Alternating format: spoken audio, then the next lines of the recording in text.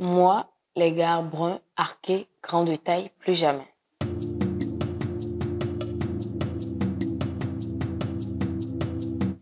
Salut à tous, bienvenue sur votre émission Micro sans frontières, rubrique Histoire et Conseils. Avant de commencer, n'oubliez pas d'utiliser notre code promo ONESBET MSF29 et gagner 200% de bonus sur votre premier dépôt. Aujourd'hui, je vous cite l'histoire d'une jeune dame. Écoutez avec moi. Je suis Dame X et j'ai 25 ans. Les gens me qualifient souvent de femme battante et aimable. Il y a un an, j'ai rencontré un jeune homme par le biais d'une amie à moi qui m'a dit qu'il était à la recherche d'une femme calme, posée comme moi.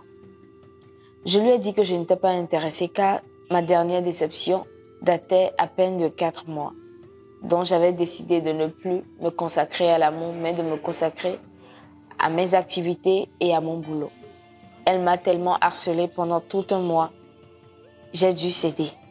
Elle savait très bien que je venais à peine de sortir d'une relation toxique qui a failli me coûter la vie, car mon ex-fiancé me... J'ai un gros problème. Je fais la rencontre de quelqu'un, je ne tombe pas amoureuse, mais je plonge dans l'amour. Après tant d'insistance, j'ai dû faire la rencontre de ce gars en question.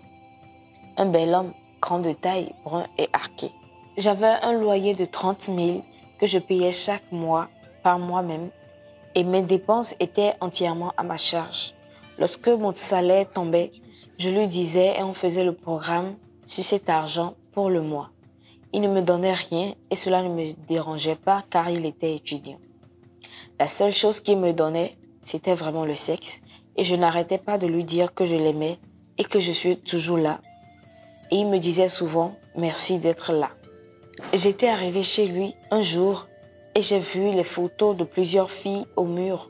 Mais j'ai particulièrement capté le visage d'une fille. Je voulais poser beaucoup de questions lorsqu'il m'a répondu en même temps qu'il aimait trop ses sœurs et que ce sont leurs photos. J'ai cru à l'instant et je suis passée à autre chose. Je n'ai pas eu le flair de fouiller son téléphone car j'avais confiance en lui. J'aurais dû le faire ce jour-là. Et quand bien même je lui disais que je l'aimais, il me répondait merci. Nous avons passé 11 mois ensemble dans la même ville et après il s'est déplacé dans une autre ville. C'est par là que mon calvaire a commencé. Au préalable, il prétendait rentrer après une semaine. Mais il a fait un mois déjà et je n'ai pas de ses nouvelles. On s'appelle chaque jour, matin, midi et soir. Un soir, je reçois l'appel d'une jeune fille qui me dit être sa fiancée et qui sortaient déjà ensemble, ça fait bientôt 7 ans, mais que la distance les a forcés à être loin de l'autre. J'ai cru que c'était l'une de mes belles-sœurs, car j'ai vu sa photo de profil qui ressemblait à la photo de la fille qui m'a captée au salon. Mais c'était sa titulaire. Nous avons pris rendez-vous et nous avions confronté le gars.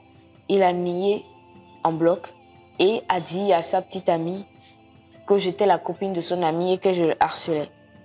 Je suis rentrée couverte de honte, mais je l'aimais, j'étais prête à lui pardonner et à recommencer à zéro. À ma grande surprise, le monsieur m'appelle pour me supplier de parler à sa copine. Si je l'aime vraiment, de penser à son bonheur, car cette femme est la femme de sa vie. Il préfère mourir si la femme doit partir et le laisser. Je l'aime beaucoup, je ne veux pas le perdre et j'ai bien envie de l'aider, mais je ne sais quoi faire. Chers internautes, c'est la fin de notre histoire. Si vous étiez à la place de la fille, qu'allez-vous faire? N'oubliez pas de partager, de liker, de commenter. Abonnez-vous pour plus d'histoires. Au revoir et à plus.